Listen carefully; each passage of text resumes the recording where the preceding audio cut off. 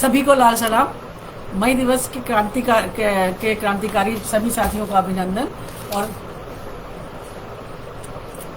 आप सभी जानते हैं मई दिवस आने वाला है और इसी अवसर के लिए हम आज आपसे बातचीत कर रहे हैं कि मई दिवस एक बार फिर याद करें कि इस घटना ने कितना दुनिया पे प्रभाव डाला, इसका क्या इतिहास रहा और आज हमारे सामने जो चुनौतियां हैं।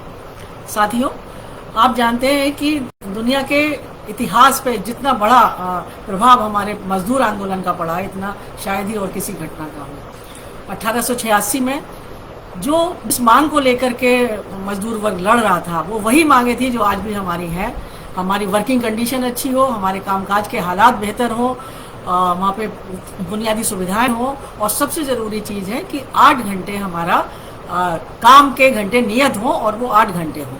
उस समय मजदूरों से लगातार जो थे पूंजीपति वर्ग जो था वो बहुत देर तक काम लेते थे, जब 12 घंटे 13 घंटे 14 घंटे यहाँ तक हालात हो जाते थे कि मजदूर जब अपने घर जाते थे तो उनके बच्चे सो चुके होते थे और जब वो घर से निकलते थे तो बच्चे सो रहे होते थे। वो अपने बच्चों से महीनों तक मिल नहीं पाते थे। काम के हालात इतने ख़राब थे, हमारी महिलाओं के हालात इतने ख़राब थे कि वो सेहत खराब होने के बावजूद भी उन्हें 12, 13, 14 घंटे फैक्ट्रियों में काम करना पड़ता था। तो इसके विरोध में शांतिपूर्ण प्रदर्शन हुए और इन्हीं प्रदर्शनों के दौरान एक जगह पुलिस ने उन्हें तितर बितर कर रही थी तो अचानक जो था एक दुर्घटना घटी, एक बॉम्ब ब्लास्ट हुआ और पुलिस ने अंधाधुंध गोलियां चलाई। और उस घटना के बाद बहुत सारे हमारे क्रांतिकारी मजदूर वर्ग के नेताओं को उन्होंने गिरफ्तार किया और उनमें से उन्होंने 7 को जो है वो फांसी की सजा हुई और 3 को आजीवन कारावास की जो है वो सजा दी गई। बाद में उसके 7 साल के बाद जो फिर से जो वहाँ के जो गवर्नर थे उनके सामने जब ये मुकदमा आया और उन्होंने बताया कि जो उस समय इनको जो उनमें से कुल 10 में से जिन लोगों को सजा हुई, मुश्किल से 2 लोग उस समय घटना स्थल पे थे और कोई भी जो नेता था वो उस समय घटना स्थल पर नहीं था जिन्हें फांसी की सजा दी गई। ऐसे में जो पूरी जो न्याय प्रक्रिया थी उस पर भी सवाल उठे कि जज जो थे वो बहुत ज़्यादा पूर्वाग्रह से ग्रस्त थे। उन्होंने कोई इंक्वायरी नहीं, कोई इन्वेस्टिगेशन नहीं हुआ और इसके अलावा जो शहर की सुरक्षा के लिए जो गार्ड थे उनकी भी कोई भूमिका की जो है वो जांच नहीं हुई। तो इस तरह से एक जो माहौल बनाया गया शासक वर्ग के द्वारा, पूंजीपति वर्ग के द्वारा, जो एक अखबारों में दूसरे माध्यमों से उन्होंने एक पागलपन का जो माहौल बनाया, उस सब का शिकार और जो मजदूर वर्ग के जो वहाँ पे जजेस थे जिन्होंने इसको ट्रायल को किया, उनके मन में बहुत सारे पूर्वाग्रह थे और वो पहले से ही सोच कर बैठे थे कि हमें ये फैसला देना है। उसका शिकार ये हुए और उन्होंने 3 को फिर बाद में माफ़ी भी दी। तो इस घटना ने ये साबित किया कि मजदूर वर्ग जब अपने आंदोलन के लिए निकलता है, शांतिपूर्ण मांगों के लिए, जीवन के अधिकार के लिए, तो तरह तरह के षड्यंत्रों के द्वारा, तरह तरह की हिंसा के द्वारा उसे दबाने के लिए जो शासक हैं, जो कॉरपोरेट्स हैं, जो पूंजीपति हैं, वो उसके दमन के लिए किसी भी सीमा तक जा सकते हैं। और उन्होंने यही नहीं किया बल्कि जिनको फांसी दी गई उसके लिए एक सार्वजनिक फांसी का इंतजाम किया। उनको लगता था कि सार्वजनिक रूप से जब फांसी दी जाएगी तो लोग डर जाएंगे और डरने के बाद ये आंदोलन दब जाएगा, इसे कुचल सकते हैं। और उन्हें यह भी शायद लगा होगा कि जो क्रांतिकारी नेता हमारे उसमें गिरफ्तार हुए हैं, जिन्हें फांसी की सजा मिली है, शायद वो रोएंगे, गिड़गड़ाएंगे। लेकिन जो कॉरपोरेट और जो पूंजीपति था उसका ये डर बहुत ही बचकाना साबित हुआ जब उस सार्वजनिक फांसी के मौके पर हमारे क्रांतिकारियों ने इनकलाब जिंदाबाद, मजदूर वर्ग की एकता जिंदाबाद नारे कहते हुए उस फांसी के फंदे को गले से लगाया और भयंकर भीड़ के बीच में और उस बहुत बड़ी भीड़ के बीच में उनके अभिनंदन करने वाले मजदूर जो इकट्ठा हुए थे, उन्होंने जोरदार नारों के बीच उन्हें अपने साथियों को विदाई दी।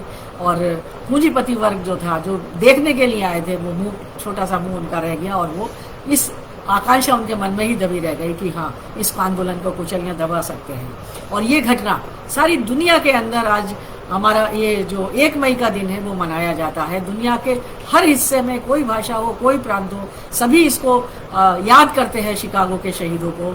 और शिकागो के शहीदों को याद करते हुए हमारे आज के आंदोलन से हम अपनी मांगों को जोड़ते हैं, हम अपनी इस विरासत से अपने आप को जोड़ते हुए इस संघर्ष को आगे बढ़ाने का संकल्प लेते हैं। तो ये दुनिया का सबसे बड़ा ये दिन बन गया जिसको उन्होंने बिल्कुल दबाना और कुचलना चाहा था।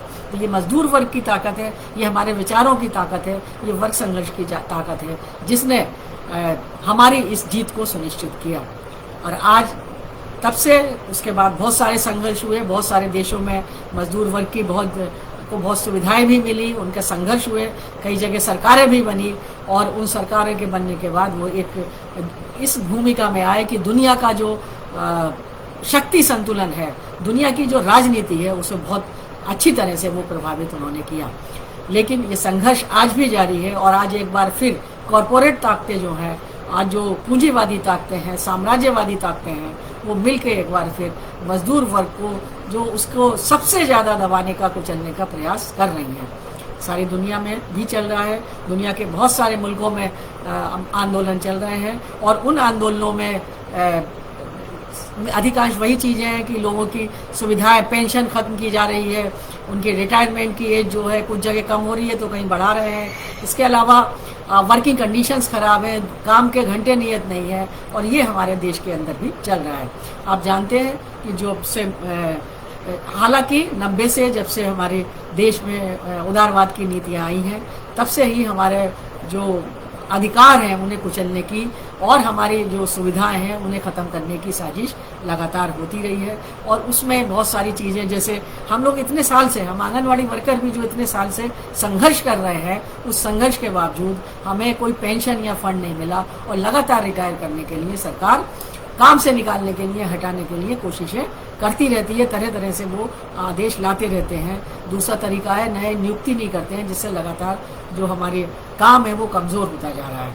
तो ये हमारे जितने एक नई तरह का स्कीम वर्कर का जो उन्होंने एक प्रपोजल उसके बाद में आया और उसमें स्कीम वर्कर्स को कोई जो है वर्कर के अधिकार, जो हमने इतने संघर्षों के बाद वर्कर के अधिकार लिए थे, उन अधिकारों को भी उन्हें नहीं दिया गया और उन्हें लगातार काटा गया। इसके लिए हम लोग लगातार संघर्ष कर रहे हैं और आज स्थिति ये आई है कि सरकार ने ये घोषणा करके लागू कर रहे हैं कि 12 घंटे का दिन होगा।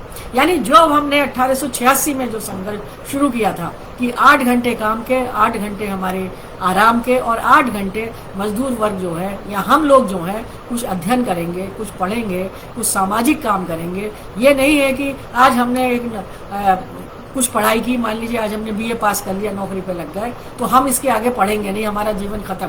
हमें जानने का, सीखने का, कुछ हमारा और जानने का, हमें संगीत सीखना है, कला सीखनी है, हमें समाज के लिए कुछ करना है, उस करने के लिए भी हमें अवसर मिलना चाहिए। तो ये हमारा 24 घंटे का बंटवारा था कि 8 घंटे काम के, 8 घंटे आराम के और 8 घंटे हमारे सामाजिक सांस्कृतिक विकास के। और बहुत सारे हमारे काम घर के होते हैं, बुजुर्गों की देखभाल, बच्चों की देखभाल, कुछ काम करने, इस सब काम के लिए हमें अवसर मिलना चाहिए। लेकिन ये अफसोस की बात है कि 12 घंटे का काम जो सरकार ला रही है, उसके खिलाफ जो हमारा प्रदर्शन और मानसिकता होनी चाहिए, एक लग रहा है कि नहीं 12 घंटे भी काम किया जा सकता है। ये हमें सोचने का है कि 12 घंटे काम करने का मतलब है कि हम उनके गुलाम हो जाएंगे, हम पूंजी के गुलाम हो जाएंगे। 12 घंटे का मतलब है कि 1-2 घंटा जो आने जाने में लगता है, 14-15 घंटे काम करने के बाद कोई छुट्टी नहीं।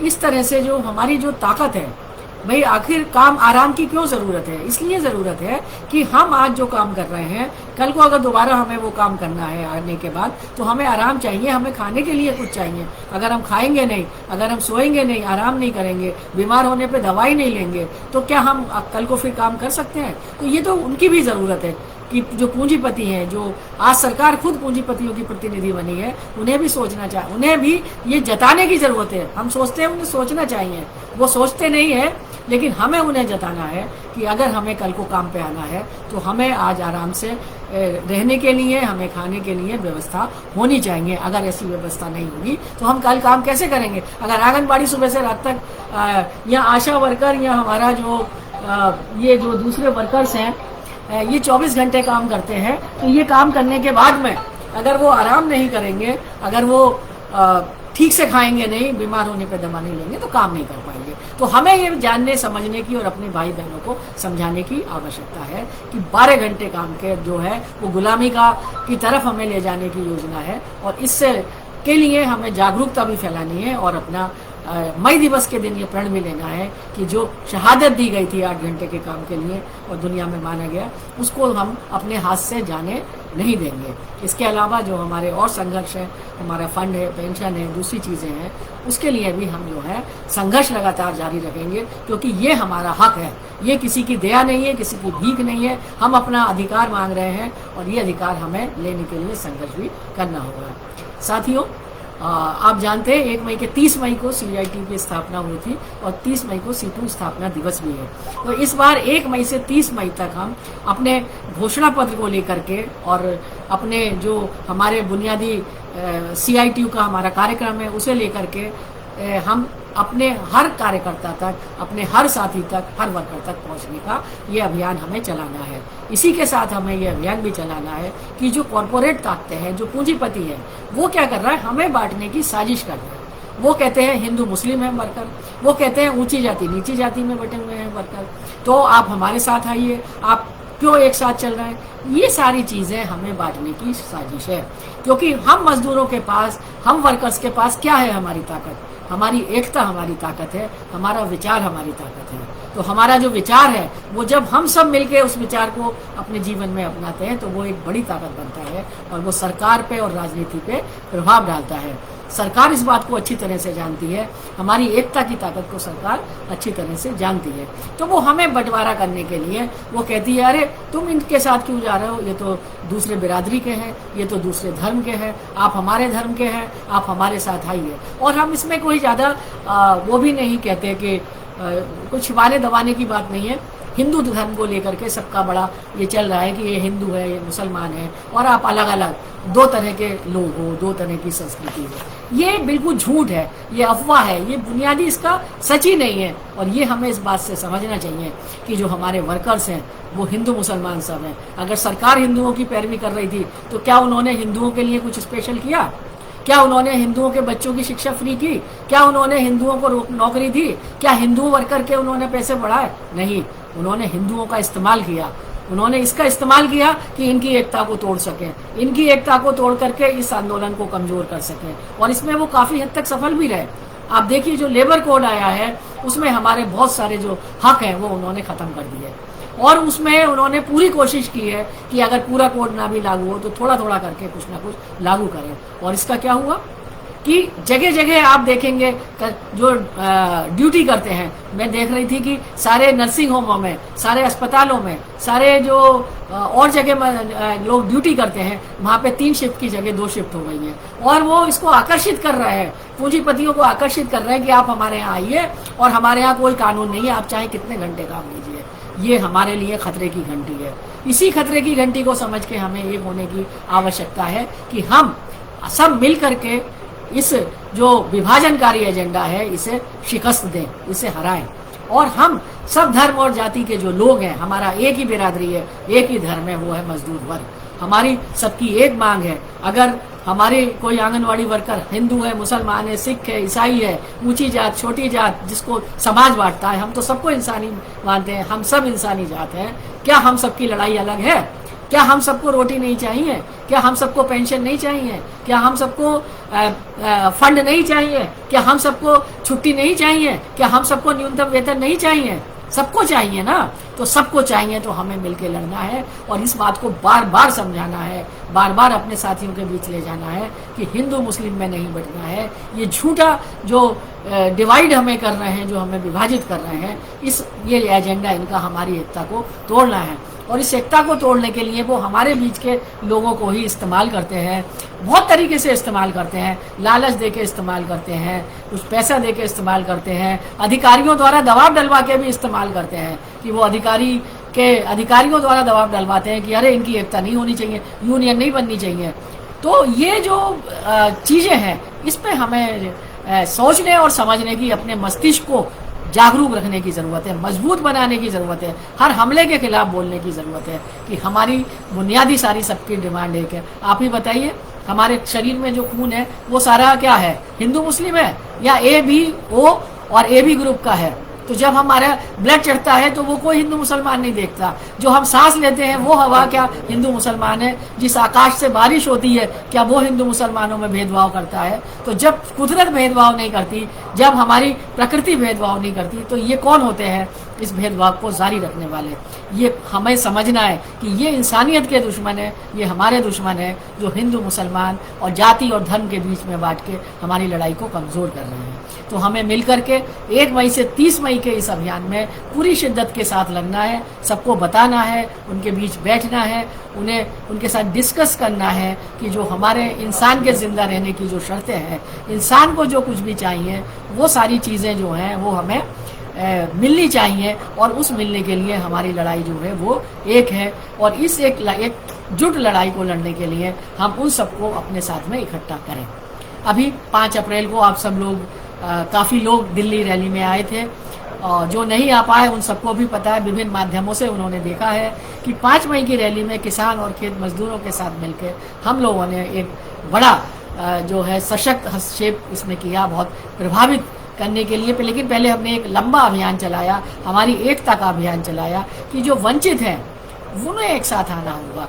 हम जो वंचित हैं, जिनकी मांगे एक है, उन्हें एक साथ आकर के अपनी लड़ाई को तेज करना होगा। और इस लड़ाई को तेज करने के लिए हमें सबकी एकता को कायम करना होगा। तो मई दिवस के लिए भी और मई दिवस के अभियान में भी हमें उन किसानों के पास जाना है। क्या है, किसानों की समस्याएं समझनी है। हमारे ही परिवार के लोग किसान हैं, हमारे ही परिवार के लोग छोटी दुकानदारी करते हैं, छोटा व्यापार करते हैं, हमारे ही परिवार के लोग और कहीं दूसरी जगह कच्ची नौकरी करते हैं। तो जो नौकरी की सबकी गारंटी हो, न्यूनतम मजदूरी सबको मिले, वो चाहे किसी दुकान में काम करता है, खेत में काम करता है, वो गन्ना काटने का काम करता है, वो जो है किसी मजदूरी करता है, कहीं पे हमाली करता है, सबको एक न्यूनतम मजदूरी मिलनी चाहिए। दूसरा, सबको न्यूनतम मजदूरी के साथ उसको कम से कम फंड और पेंशन की व्यवस्था हो, ताकि जब वो काम ना कर पाए तब उसको जीने का कुछ सहारा उसका बने।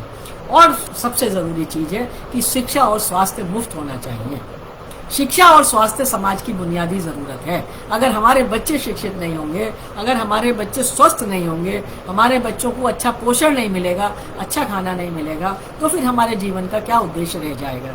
और ये सिर्फ हमारे जीवन का नहीं है, बच्चे जो है समाज और देश की भी संपत्ति है, देश की जिम्मेदारी है। और जब हम कहते हैं मजबूत देश, तो देश जो है वो बिल्डिंगों से नहीं बनता है कि हमने जो है बहुत बड़ी इमारत खड़ी कर दी, बहुत बड़ा संसद भवन है, अरे भाई हमने तो संगमरमर लगा दिया, हमने तो बहुत बढ़िया बिल्डिंग इमारत बना दी है।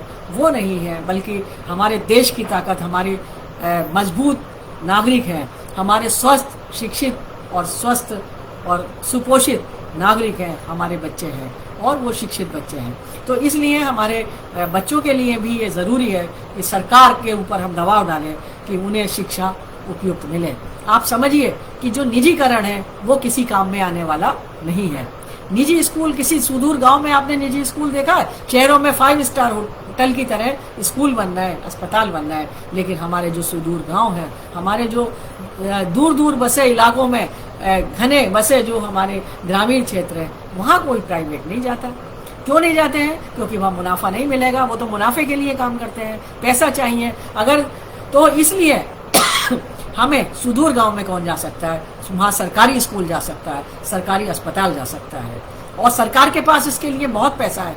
सरकार ये प्रचार करती है कि हम अपने पास से खर्च कर रहे हैं। सरकार कहाँ से कर रही है? सरकार खर्च कर रही है जो हमसे टैक्स का पैसा जाता है। हम में से हर कोई टैक्स देता है और वो टैक्स का पैसा सरकार पे इकट्ठा होता है। सरकार कर्ज भी लेती है तो हमारी जिम्मेदारी पे लेती है ना। सरकार के मंत्री थोड़ी अपने घर से जो है उस कर्ज को अदा करते हैं, वो जनता पे कर्ज होता है, वो देश पे कर्ज होता है। तो वो कर्ज, वो जो पैसा है वो हमारे ऊपर खर्च होना चाहिए। वो किसी को बड़े कॉरपोरेट को लोन देने के लिए पैसा नहीं है। वो पैसा जो है इसलिए नहीं है कि हम उस पैसे को निकालें और हम बहुत बढ़िया कोई भवन बनवा लें, संसद भवन बनवा लें, विभागों के भवन बनवा लें। वो पैसा है इसलिए कि जिन लोगों ने वो पैसा दिया उन लोगों को शिक्षा और स्वास्थ्य की बुनियादी सुविधा मिले।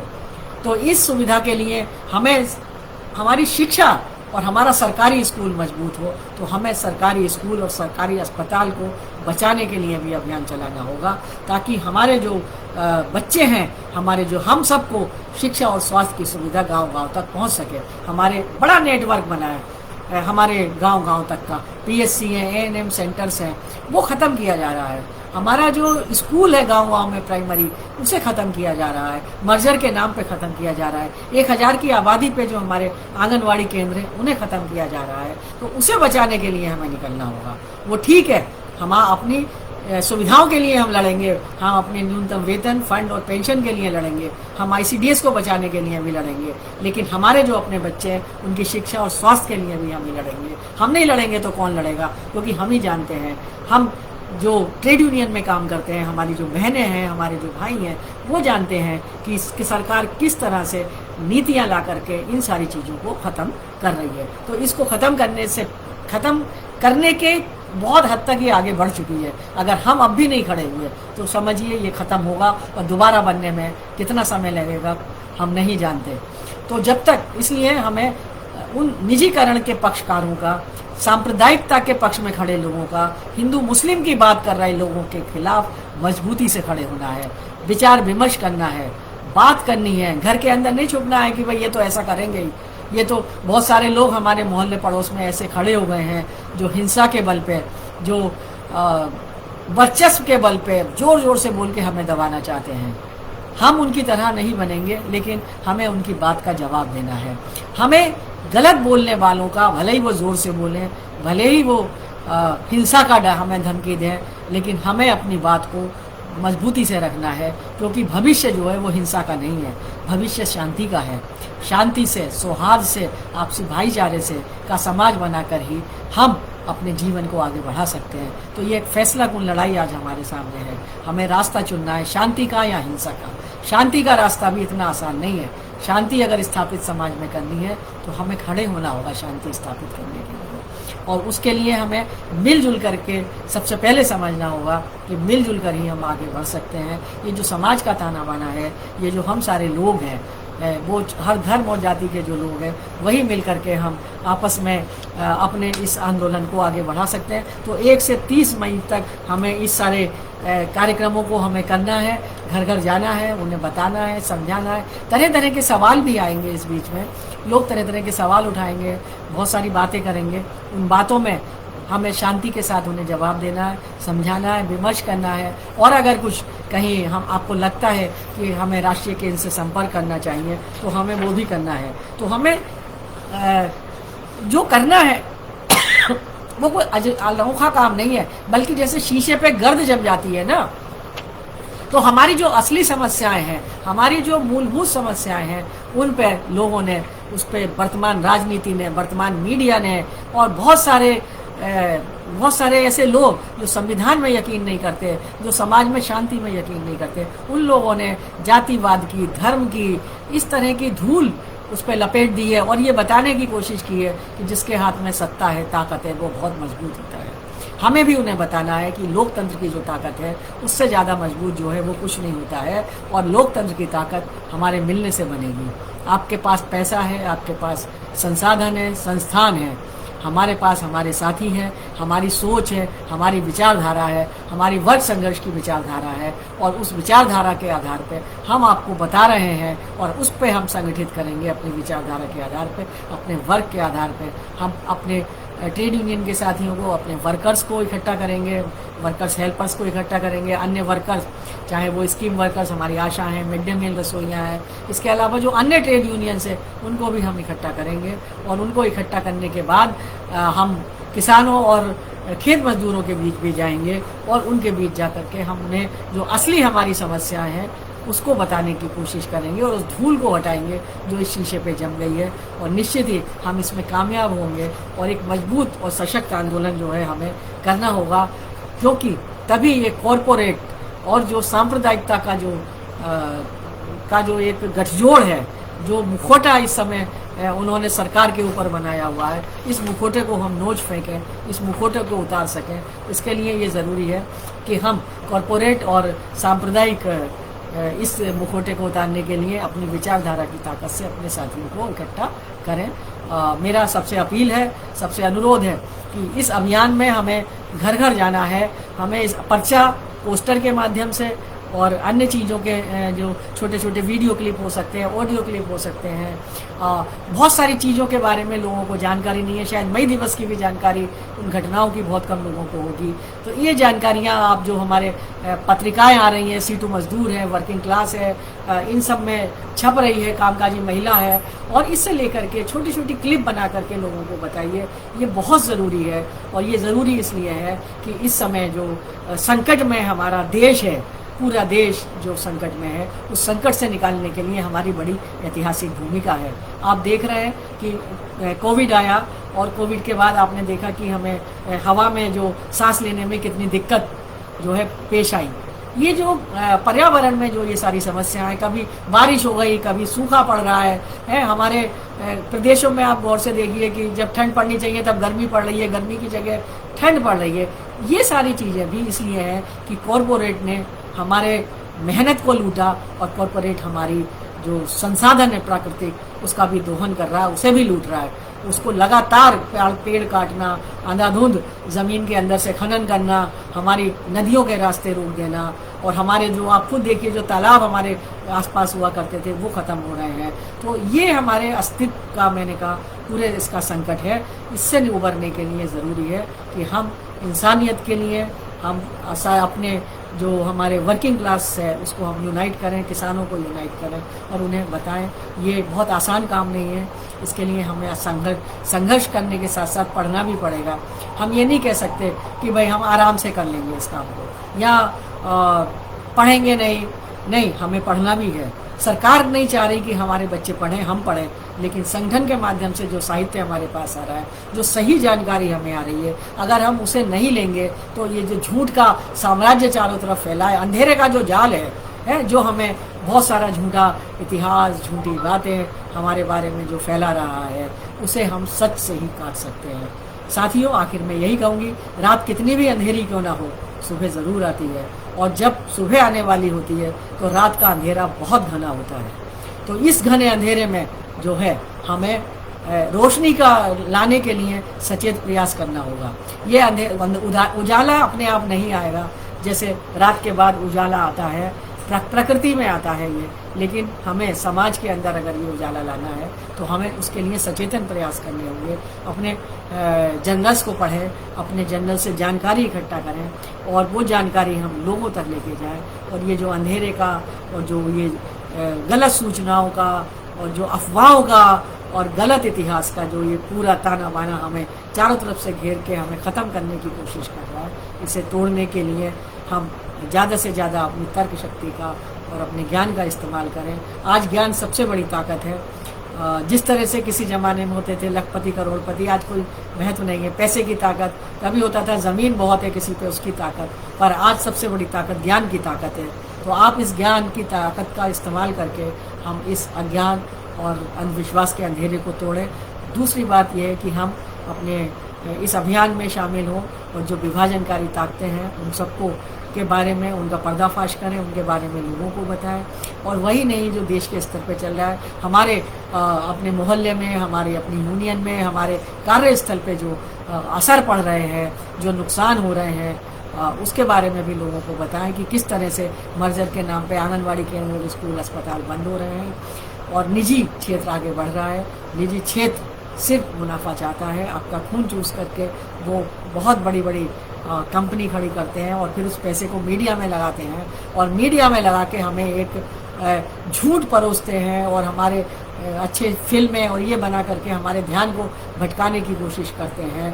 तो हमें ये इससे सावधान रहना है, मीडिया से भी बहुत सावधान रहना है कि जो सब कुछ वहाँ दिखाया जा रहा है वो सच नहीं है। दूसरी बात, वो हमारे सामने ऐसी ज़िंदगी की तस्वीर पेश करते हैं कि हम में मतलब ज़िंदगी के माने हैं बहुत सारे सुख साधन इकट्ठा करो, बड़ा मकान बनाओ।